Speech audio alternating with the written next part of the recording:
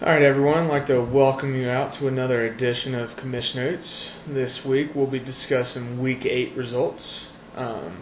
First off, I want to go ahead and alert you, this is not my best work this week, so hopefully you still get a couple of laughs, but go ahead and set yourself up for disappointment.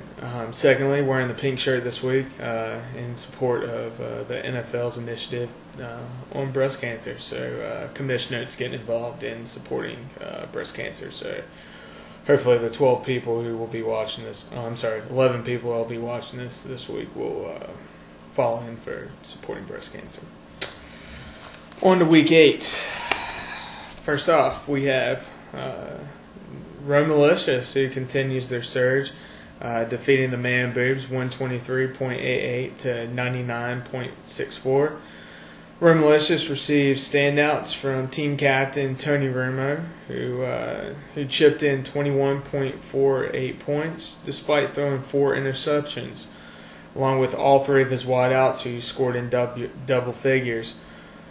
Militias put forth the high score of the week with the victory, and with the victory has surpassed their win total from last year. The Man Boobs fall to 6-2 on the season, despite receiving solid efforts from pretty much all the regulars except for the Vikings defense.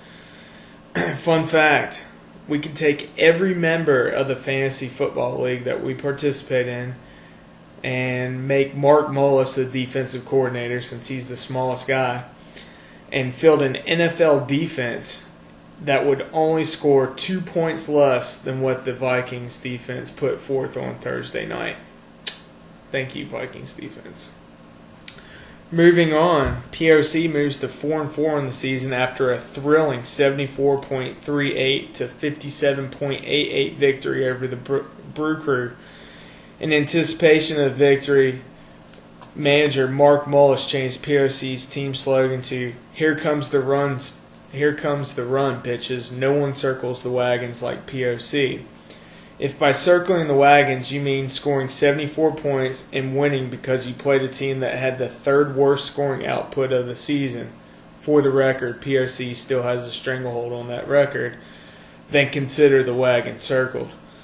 Recently traded Ben Roethlisberger led POC in scoring with 27.48 points, along with Darren McFadden, who chipped in his 3rd highest total of the season with 13.7.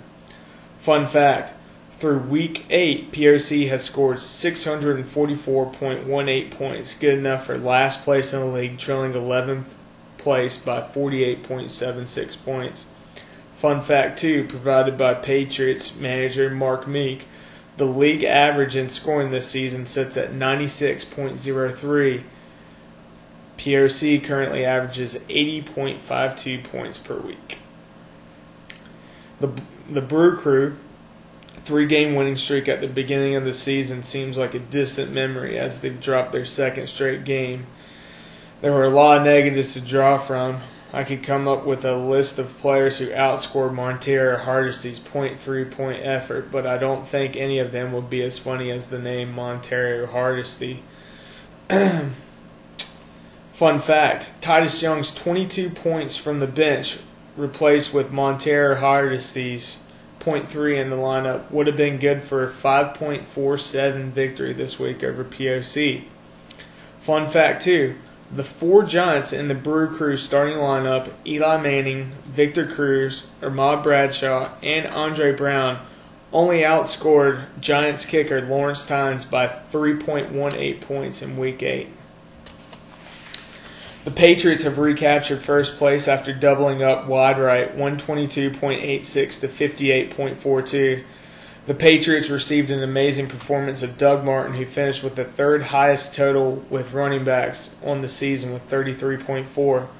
Other standouts for the heavy hitters include Rob Gronkowski and Stephen Ridley, who continued to be beneficiaries of Bill Belichick being a dick and running up the score. Fun fact, if the Patriots only started Rob Gronkowski and Doug Martin this week, it would still be good enough for a 1.58 victory over wide right.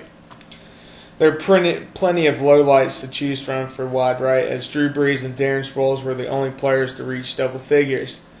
Antonio Gates, who's slowly becoming fantasy irrelevant, scored 1.4 points this week, which would put him behind the likes of third-string Panthers tight end Ben Hartsock, Jake O'Connell, whose brother is former Slider star Jerry O'Connell, and Michael Humanai, I'm not sure how to pronounce it, third-string Patriots tight end. Mark Meek, can you give us a pronunciation on that? But anyways, Michael's grandfather is actually a famous chieftain in the Hawaiian Islands. Fun fact there. Another fun fact. Through Week 8, Antonio Gates ranks as the 18th best tight end in fantasy football behind the likes of Martellus Bennett, Greg Olsen, and Anthony Fasano, all of which are currently free agents that are available in our league. Joel, do not go and pick up Martellus Bennett and then offer him to Rob for Drew Brees. Just don't do it. I'm warning you now. Also, in front of Gates is Ben Selleck, who was outscored Ben Gates, Antonio Gates, by 9.1 points this season.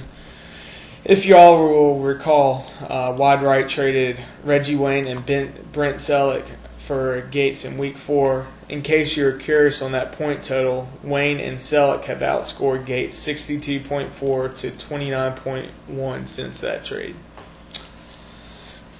Moving on, the search is finally over. Who's Your Daddy gave birth to Who Dat this week, beating them 103.48 to 71.18. Who's Your Daddy received solid efforts from all of their offensive players, including Matthew Stafford, who finished as the leading fantasy scorer this week with 37.28. Who Dat matches a season high with their 5th consecutive loss. In case you're curious, the all-time records held by the Fat Boys, who was managed by Wayne Helms last year, who had 8 consecutive losses in a row. Who Dat received several mediocre performances, but unfortunately for the Commissioners, nothing really too atrocious to make fun of.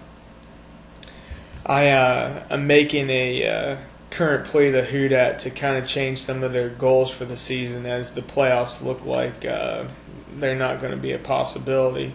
Some of the goals that I've made, just looking down at my sheet, that I think are attainable in the season. Find a running back who can actually score over 10 points a week. Could be a challenge, but might be possible, especially if the Rams trade Steven Jackson's dead body to another NFL team this week. My second goal would be finish with more wins than the Saints in NFL, which I'd say is pretty possible. You might not win another game this year, but the Saints only have 2 wins on the season as well, so I don't know how many more wins they have. Moving on, the Fussy Ones continue their winning ways with the 4th straight victory as they defeated the Ramrodders 115.58 to 94.74. The Fussy Dusties were able to overcome a 3-point effort from Seattle's defense and Steven Jackson's dead body, who snapped his 2-game double-digit scoring streak, posting a 4.5 performance. Through Week 8, despite not having a bye, Steven Jackson currently ranks as the 24th best running back in fantasy with 58.1 points, an average of 7.25 points per game. The Ramrodders fall to 4-4 on the season after a ho-hum effort from his team this week. Fantasy stud Aaron Rodgers fell way short of his 29-point projection, snapping a string of 4 consecutive 30-plus point performances.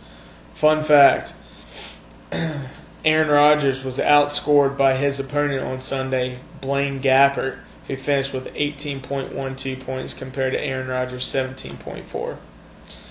In case you're keeping track, Heath Miller scored another touchdown, giving them 6 on the season, 1 more than the Ball and Clicks starting wide receivers and tight ends on the season. Speaking of Ball and Click, they fall to 3-5 after the dreaded Chad Wayne losing streak. I'm offering $5 to anyone that can come up with a creative nickname on losing 2 consecutive games to Wayne and Chad. The Click continues to get great production from Peyton Manning, who currently ranks 6th in fantasy scoring for this season. Unfortunately, the Click also got a 1-point performance from Jamal Charles, who finished as the 63rd ranked running back in Week 8 behind the likes of Chris Ogbenyanya, the third-string running back for the Browns, Philip Tanner, who's actually played Danny's brother on the episode or on the TV show Full House, and the backup running backs for the Chiefs, Peyton Hillis and Sean Drone. Another fun fact provided by Patriots Mark Meek: through Week 8, the Balling Click has the third highest scoring average in the league with 101.63. That sound you're hearing in the back is Big Mike tying a noose to the top of something very tall and hanging himself. Moving on to Week 9 matchups. I never thought I would say this in a sentence, but the Brew Crew takes on Rome Malicious with playoff implications involved. That just doesn't sound right. Two teams heading in the opposite direction take on each other as the Fussy Dussies take on Houdat. The big question is, will Houdat pick up Mark Ingram with DeMarco Murray still banged up and Daryl Richardson on the bye? In what would appear to be a mismatch on paper, Who's Your Daddy takes on the Patriots. Unfortunately for the Patriots, the real-life Patriots are actually on a bye this week, leaving the Patriots with only 3 players eligible to play. So he'll definitely need to make some roster moves this week. In a rematch of this year's Tulip Bowl, the Ramrodders take on the Ball and Click. The Click are in must-win mode after 2 consecutive losses, dropping them to 3-5 on the season and currently on the outside looking in the playoff race. Our game of the week features a battle for second place as the Man Boobs take on the SC Utes. Nothing really to add on this matchup. Just praying to God that I do not lose so I don't have to get a phone call from Chad on Monday talking shit about fantasy football. But anyways, I apologize for the lackluster effort this week. I need your teams to start underperforming so I can make this funny again. But we'll see you next week.